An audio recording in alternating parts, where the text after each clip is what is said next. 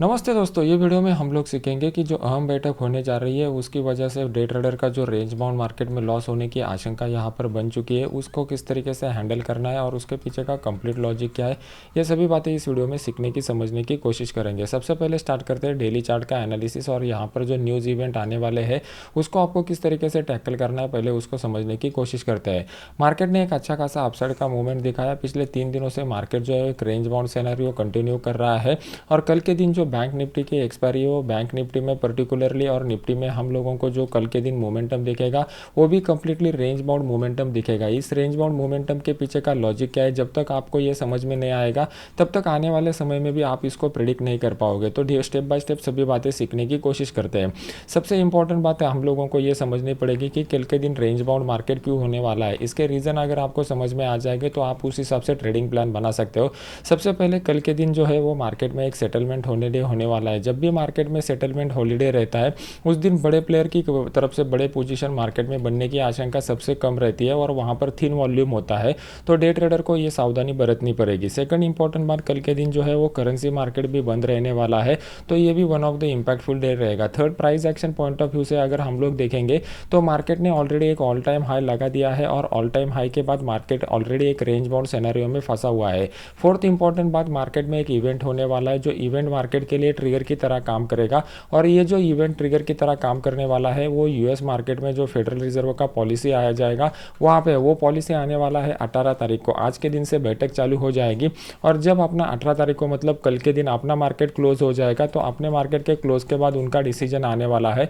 तो उनके डिसीजन से पहले कोई भी बड़ा प्लेयर बड़े अमाउंट के साथ मार्केट में इंटर नहीं करेगा। तो ये 4 रीजन की वजह से हम लोगों को ये लग रहा है पर्टिकुलरली मुझे कि मार्केट कल के दिन भी रेंज बाउंड रह सकता है। अगर ब्रेकआउट भी दे दिया तो यहाँ पर एक फॉल्स ब्रेकआउट साबित होने की सबसे ज़्यादा आशंका है, क्योंकि बड़े प्लेयर कभी भी 100-200 पॉइंट के लिए मार्केट में पैसा नहीं लगाएंगे। वो अगर लगाएंगे तो 1000-2000 पॉइंट के लिए लगाएंगे और इतना इमीडिएट वहाँ पर मोमेंटम आने की आशंका थोड़ी कम है जब तक ये ट्रिगर नहीं हो जाता। अभी यूएस मार्केट में किस तरीके के हालात बने हुए हैं और हम लोगों को यूएस मार्केट से क्या एक्सपेक्टेशन है ये पहले समझने की कोशिश करते हैं। तो अभी यूएस मार्केट में रिटेल बिक्री के आंकड़े आज के रात को आ जाएंगे, तो यूएस मार्केट में एक हल्का सा मोमेंटम इस रिटेल बिक्री की तरफ से हो सकता है, लेकिन हम उसको ज़्यादा इंपॉर्टेंट नहीं देंगे क्योंकि हमारे लिए इंपॉर्टेंट है कि कल के दिन मीटिंग में क्या डिसीजन आता है। मीटिंग से भी ज़्यादा इंपॉर्टेंट क्या है ये भी इस वीडियो में मैं आपको बताने की कोशिश करूँगा।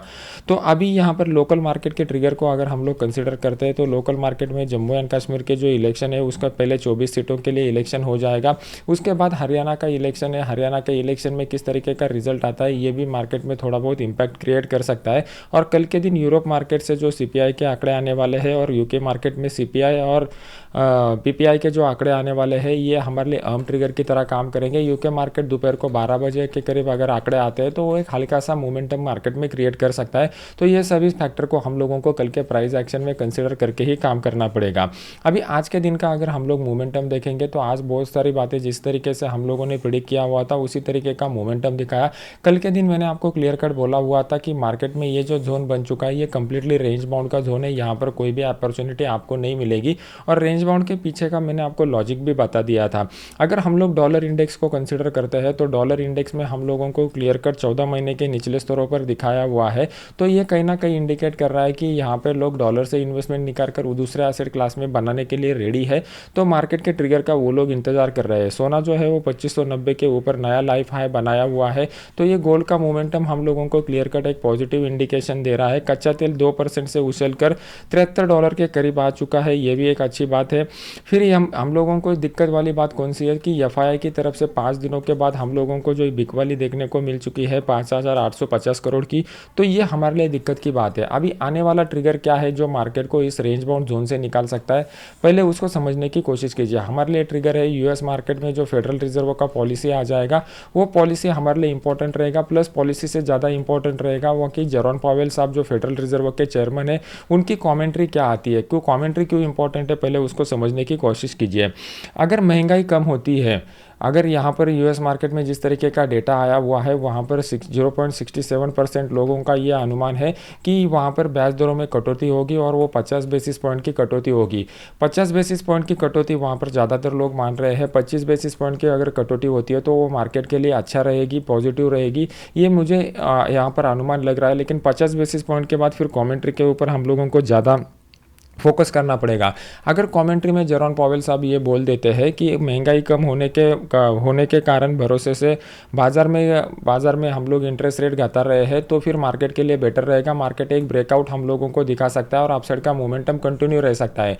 लेकिन उन्होंने अगर अपने कमेंट्री में कहीं पे भी स्लो डाउन शब्द का इस्तेमाल किया कि उनको मंदी का डर लग रहा है, तो यहाँ पर मार्केट में प्रॉफिट बुकिंग आ सकती है या फिर मार्केट में डाउन साइड का मोमेंटम हम लोगों को बनता हुआ दिखाई देगा। मतलब यहाँ पर जो फेडरल रिजर्व के पॉलिसी को बहुत सारे लोगों ने मार्केट में मान के चल रहे हैं कि इंटरेस्ट रेट में कटौती होगी, 25 बेसिस पॉइंट की कटौती एक्सेप्टेबल रहेगी, वहां पर वो अपसाइड का मोमेंटम कंटिन्यू रह सकता है। लेकिन 50 बेसिस पॉइंट के साथ अगर वो लोग बोल देते हैं कि स्लो डाउन की आशंका दिखाई दे रही है, तो फिर वो मार्केट के लिए निगेटिव इवेंट साबित हो सकता है। और आने वाले कितने लगातार पॉलिसीज में ब्याज दरों की कटौती कंटिन्यू रहेगी, ये भी हमारे लिए इंपॉर्टेंट ट्रिगर की तरह काम करेगा। आने वाले 3 से 4 पॉलिसी में ब्याज दरों की कटौती होने की आशंका है, ऐसा अगर जेरोम पॉवेल साहब ने अपने कमेंट्री में बोल दिया तो वो भी हमारे लिए दिक्कत की बात बन जाएगी।